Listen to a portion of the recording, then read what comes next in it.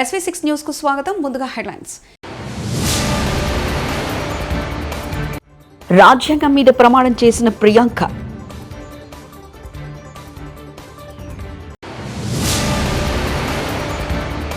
Food poison కు కారణం ఇదే. మంత్రి సీతక్క సంచలన వ్యాఖ్యలు.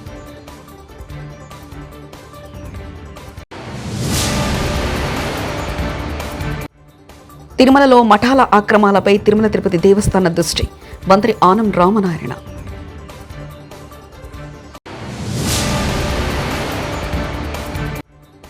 పోలీస్ డ్రోన్లు వస్తున్నాయి. మందు బాబులు పరారు. కేరళ వాయనాడ్ నుంచి 4 లక్షల పైగా ఓట్లతో గెలిచిన ప్రియాంక గాంధీ ఈరోజు పార్లమెంటరీ ప్రజాస్వామ్యం కోసం లోక్సభకు చేరుకున్నారు. ఈ క్రమంలో ఆమె లోక్సభలో పదవీ గోప్యత ప్రమాణ స్వీకారం చేశారు. పార్లమెంట్ హౌస్కు చేరుకున్న ప్రియాంక చాలా సంతోషంగా ఉన్నారని అన్నారు. తల్లి సోనియా గాంధీ, సోదరుడు రాహుల్ గాంధీతో కలిసి ప్రియాంక పార్లమెంట్ హౌస్కి చేరుకున్నారు. ఆ క్రమంలో లోక్సభ స్పీకర్ ఓం బిర్లా ఆమె పేరు పిలవగా ఆ తర్వాత చేతిలో రాజ్యాంగ పుస్తకంతో వచ్చి ప్రియాంక ప్రమాణం చేశారు. సభకి సదస్య నిర్వాచిత हुई हूं, सत्यनिष्ठा से प्रतिज्ञान करती हूं कि मैं विधि द्वारा स्थापित भारत के संविधान के प्रति सच्ची श्रद्धा और निष्ठा रखूंगी. मैं भारत की प्रभुता और अखंडता अक्षुण्ण रखूंगी तथा जिस पद को मैं ग्रहण करने वाली हूं उसके कर्तव्यों का శ్రద్ధాపూర్వక. హాస్టల్లో జరిగే వాటి వెనుక మాకు అనుమానాలున్నాయి. వాటిని ఆధారాలతో బయటపెడతాం. హాస్టల్లో ఉన్న వాళ్ళతో లింకులు పెట్టుకుని ఏమేం చేస్తున్నారో కూడా త్వరలో బయటపెడతాం. అలాంటి కుట్రలకు తెరలేపిన అధికారుల మీద కూడా క్రిమినల్ కేసులు పెట్టి ఉద్యోగం నుండి తొలగిస్తామంటూ మంత్రి సీతక్క సంచలన వ్యాఖ్యలు చేశారు.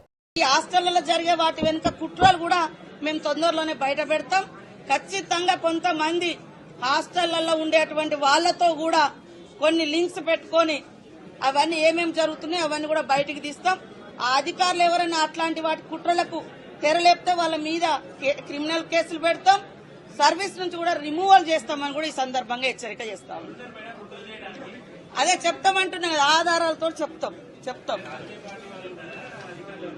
అదే వెనుక రాజకీయ పార్టీ ఉంటారు, ముంగట ఎవరో ఒకరు వాళ్ళ అన్యాయాలు వాళ్ళకి సంబంధించిన మనసు చెప్తాం. మాకు డౌట్స్ ఉన్నాయి. ఈ హాస్టల్స్లలో జరిగే వాటి మీద మాకు డౌట్స్ ఉన్నాయి కాబట్టి మేము వాటితో వివరంగా చెప్తాం. బహిరంగ ప్రదేశాల్లో గంజాయి, మద్యం తాగుతున్న మందుబాబులపై అనంతపురం జిల్లా పోలీసులు డ్రోన్ల ద్వారా ప్రత్యేక నిఘా పెట్టారు. గత 2 రోజుల నుంచి బహిరంగ ప్రదేశాల్లో మందుబాబులను గుర్తించారు. దీంతో పోలీస్ డ్రోన్ శబ్దం విన్న మందుబాబులు పరుగులు తీస్తున్నారు. అనంతపురం నగర శివార్లోని కెనాల్ సమీపంలో రైల్వే ట్రాక్ వద్ద మందు తాగుతూ అసాంఘిక కార్యకలాపాలకు పాల్పడుతున్న వారిని డ్రోన్ కెమెరాలతో పోలీసులు గుర్తించారు. ఏపీలో కూటమి ప్రభుత్వం ఏర్పడినప్పటి నుంచి గంజాయి, మత్తు పదార్థాల నియంత్రణపై ప్రత్యేక చర్యలు చేపట్టింది.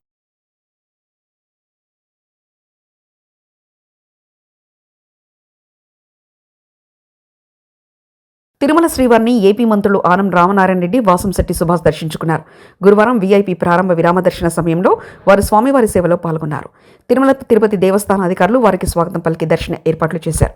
దర్శన అనంతరం రంగనాయకుల మండపంలో పండితుల ఆశీర్వచనం చేసి స్వామివారి తీర్థప్రసాదాలు అందజేశారు.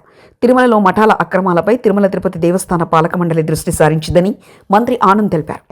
అనేక రకాలైనటువంటి ఇబ్బందులు, అనేక వివాదాలు తలెత్తినటువంటి తిరుమలలో ఇవాళ ఏ వివాదం లేకుండా సామాన్య భక్తులకి ప్రాధాన్యతనిస్తూ ఎక్కువ స్వామివారి దర్శన భాగ్యం ప్రతి ఒక్కరికి కలిగే విధంగా ఏర్పాటు చేయడం జరుగుతుంది.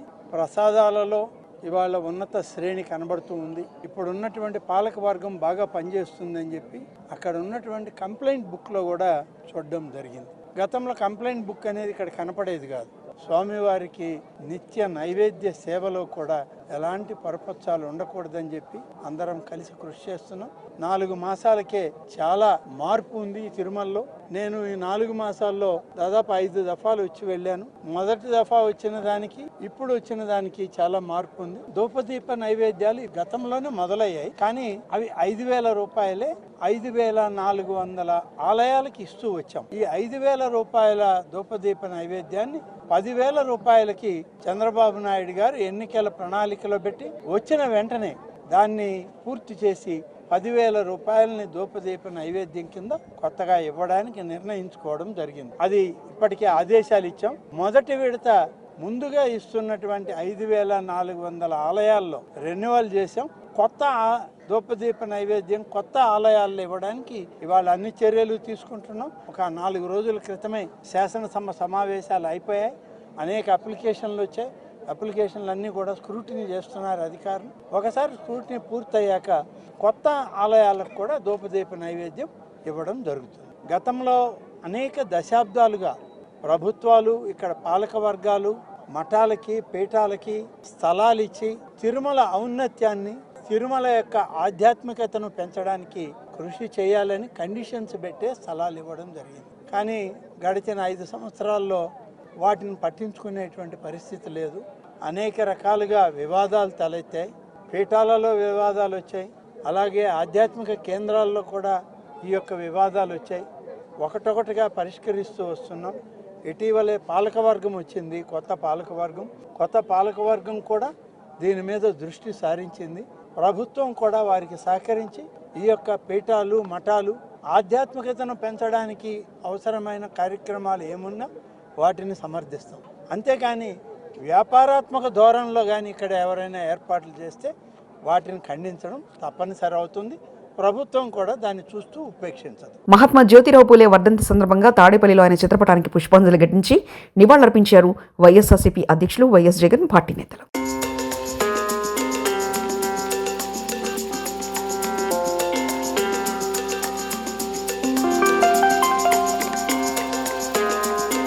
హైదరాబాద్ ఖైరతాబాద్ రవాణా శాఖ కార్యాలయంలో సినీ నటుడు అక్కినేని నాగార్జున సందడి చేశారు.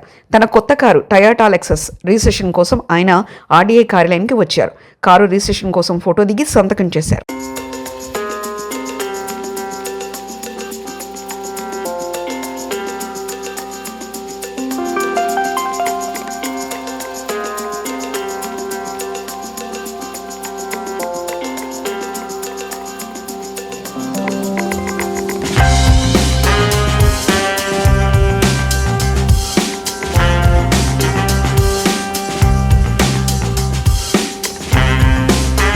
గురుకుల ఫుడ్ పాయిజనింగ్ ఘటన వెనుక కేటీఆర్, ఆర్ఎస్ ప్రవీణ్ కుమార్ హస్తముందంటూ కాంగ్రెస్ మహిళా నేత బండ్రు శోభారాణి వ్యాఖ్యానించారు. ఏది బీఆర్ఎస్ పార్టీ వాళ్ళు ఒక ఏది నిజ నిర్ధారణ కమిటీ ఏదో కమిటీ వేసుకున్నారు. దానిలో ఆర్ఎస్ ప్రవీణ్ కుమార్ని పెట్టారు. నేను ప్రభుత్వానికి, గౌరవ ముఖ్యమంత్రి రేవంత్ రెడ్డి గారికి విజ్ఞప్తి చేస్తా ఉన్నాను.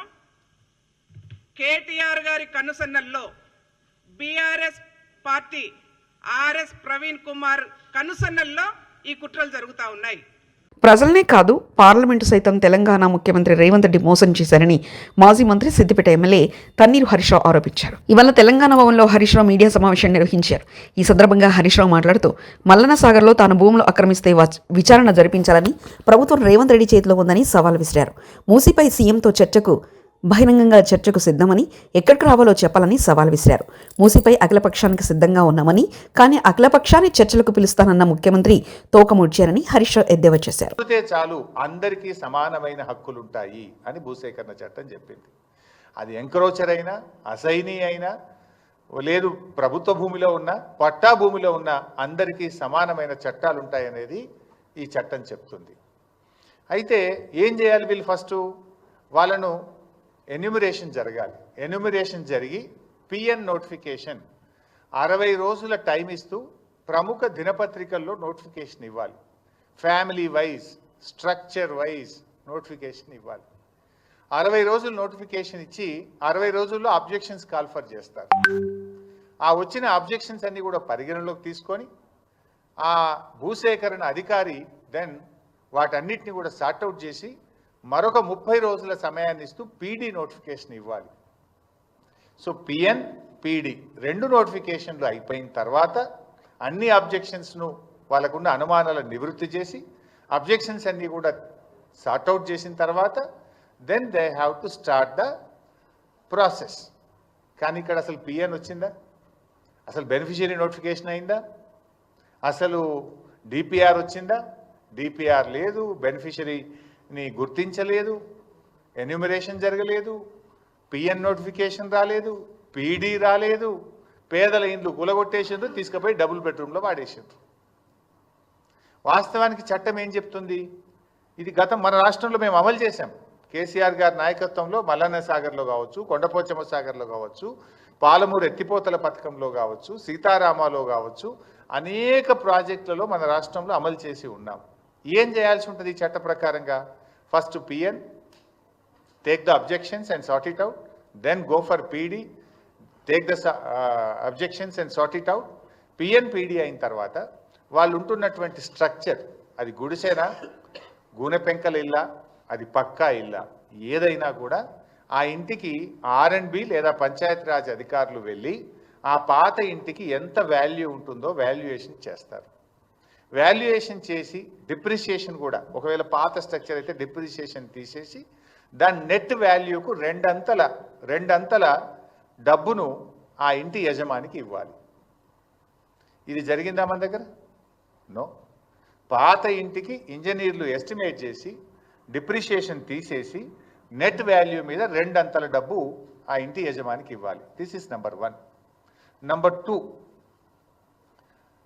వేజ్ లాస్, అంటే వాళ్ళు ఉపాధి కోల్పోతారు. నిజంగా మూసీలో ఎవరి ఇండ్లు పోయినా ఎక్కువ ఎవరికి పోతున్నాయి ఈ నిమిషానికి?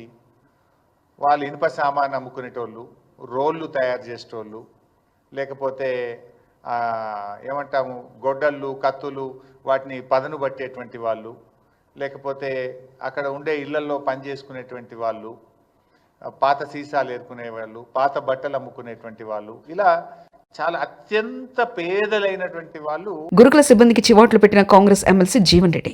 జగిత్యాల జిల్లా రాయకల్ మండలం అల్లీపూర్ గురుకులాన్ని ఆకస్మికంగా తనిఖీ చేసిన జీవన్ రెడ్డి ప్రభుత్వం నుండి బిల్లులు తీసుకుంటున్నారు. పిల్లలకు సరిపడా భోజనం పెట్టడానికి ఏంటి కష్టం?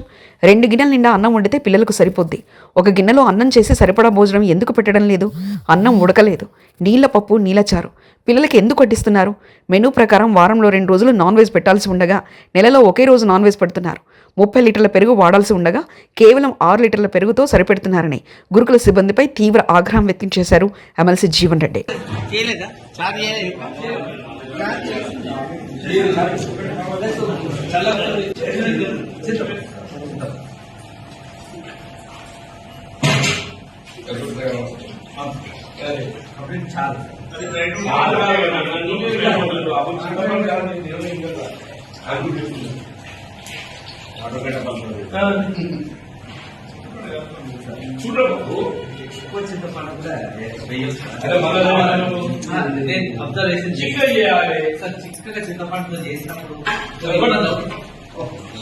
నువ్వు 1/3 పెరుగు 2/3 నీళ్ళు చూడదు చేరుది కాదే. నీకున్న పిల్లల ప్రకారం స్ట్రెంత్ 26 లీటర్లు కావాలనుకుంటున్నాను. 26 లీటర్లు అంటే 1 లీటర్ 10 మంది వస్తుంది. నేను 300 మంది పిల్లలు ఉన్నాను. 1 లీటర్ 10 మంది పోయారు. పూస్తూ కప్పులు ఇస్తాను. అది మొత్తం గిన్నె నిండితేనే నీకు వస్తుంది. అది నీకు 30% లేదు పెరుగుతాను. Chicken mutton or chicken, mutton or chicken, mutton or chicken, mutton or chicken Sunday 6 అయ్యేలాగా చూస్తాను. Wednesday compulsory chicken chicken or mutton ఏదన్నా, కానీ అవి 2 బడ్జెట్ సరిపోదు. ఇంతకుముందు మన అది ఏదైనా గవర్నమెంట్ ఇచ్చిన మెనూ మీరు ఫాలో కావాలి. అవును, ఈ 2 times బడ్జెట్ సరిపోవటం లేని సమస్య కాదు. You're not following it. You're not following it. 5 days egg you have to give. Weekly twice non-veg you have to give. Not just once. ఇది నేను అన్నది కాదు. ఇది నేను మీరు చూసినా చెప్పండి. నువ్వు నాకే లోపల చదువు. వారానికి 5 పొడుగులు ఇవ్వాలి. నేను ఒకసారి ఇచ్చిన అంతకుముందు 8 రోజులకి పొడుగులు ఇవ్వాలి. వారానికి ఎన్నిసార్లు నాన్ వెజ్ ఇస్తుండ్రు?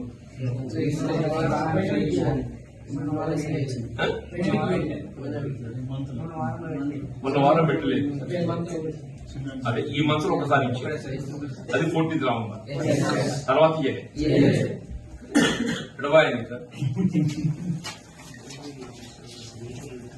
ప్రభుత్వ ప్రాథమిక ఉన్నత పాఠశాలను సందర్శించిన సంగారెడ్డి జిల్లా కలెక్టర్ వల్లూరు క్రాంతి. పటాన్చెరు మండలం ఇంద్రేశం గ్రామ పంచాయతీ పరిధిలోని ప్రభుత్వ ప్రాథమిక ఉన్నత పాఠశాలను జిల్లా కలెక్టర్ సందర్శించారు. పాఠశాల హెచ్ఎం సత్యనారాయణ మరియు ఉపాధ్యాయులు శ్రీనివాసులకు నోటీసు ఇవ్వాలని ఎంఈఓకు ఆదేశాలు. అనుమతి లేకుండా సెలవులు తీసుకోవడంపై కలెక్టర్ సీరియస్ అయ్యారు.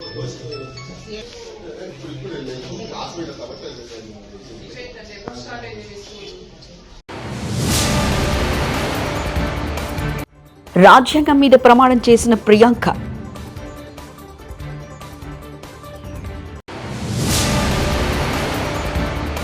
ఫుడ్ పాయిజన్ కు కారణం ఇదే. మంత్రి సీతక్క సంచలన వ్యాఖ్యలు.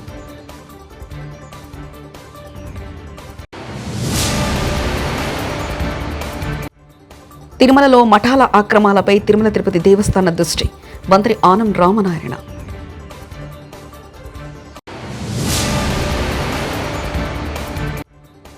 పోలీస్ డ్రోన్లు వస్తున్నాయి, మందు బాబులు పరారు.